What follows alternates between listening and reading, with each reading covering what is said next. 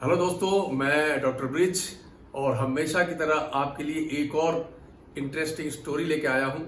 और ये स्टोरी सुनने के बाद आपको एक नया मोटिवेशन मिलेगा। दोस्तों, मैं आपसे पूछना चाहता हूं, अगर आपने अपने जीवन में एक सपना देखा हो, एक ड्रीम आपने देखा हो और वो ड्रीम आपका टूट जाए, चकनाचूर हो जाए, तो आप क्या करेंगे? कैसे सोचेंगे आप? तो दोस्तों, बात स्पेन की है।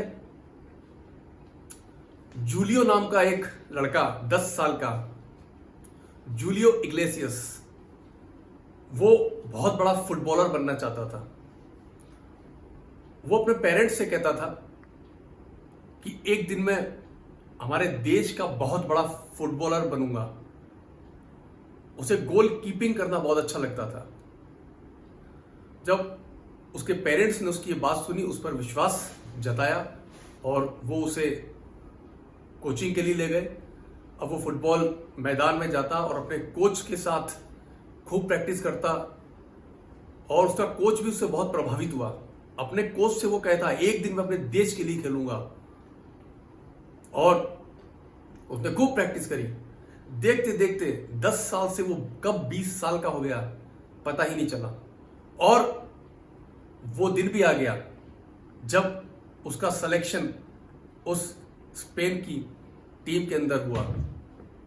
दोस्तों, लेकिन उस मैच को खेलने से पहले एक शाम वो अपने दोस्तों के साथ कहीं एंजॉय करने, घूमने के लिए कहीं जा रहा था और अचानक से उसकी गाड़ी का एक्सीडेंट होता है और वो हॉस्पिटल पहुंचता है।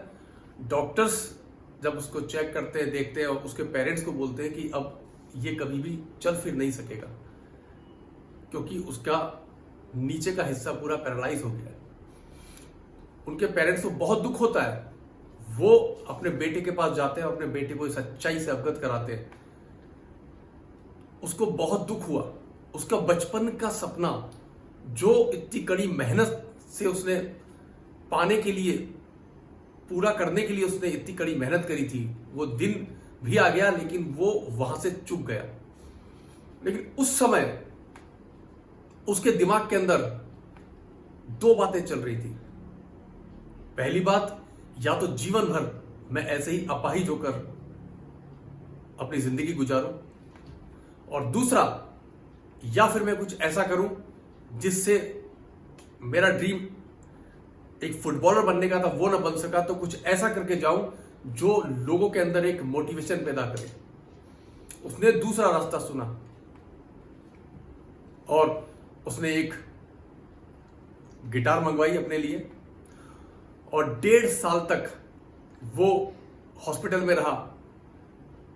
और 1.5 से 2 साल के बाद उसने अपनी कुछ कविताएं लिखना स्टार्ट किया, कुछ सॉन्ग्स लिखना स्टार्ट किया, गिटार बजाना उसने सीखा और करते करते अपने सॉन्ग्स भी वो गाने लग गया। और एक दिन वो आया दोस्तों, वो पूरी दुनिया में टॉप 10 सिंगर्स में से एक बन गया।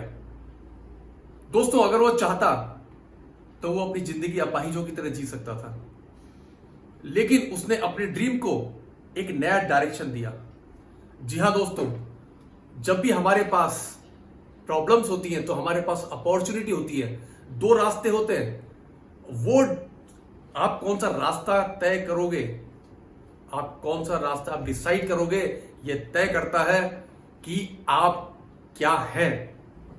तो दोस्तों, आज जूलियो इग्लेसियस के 30 करोड़ से ज्यादा उनके एल्बम बिक चुके हैं और वो इस वक्त वर्ल्ड के टॉप 10 सिंगर्स में से एक आते हैं।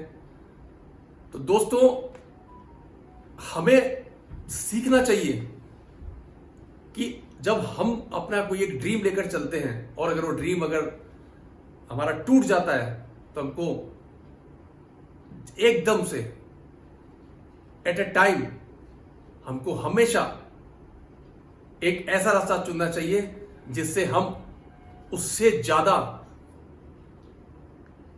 और उससे बड़ा कुछ कर सकें, जैसा जूलियो इग्लेसियस ने किया।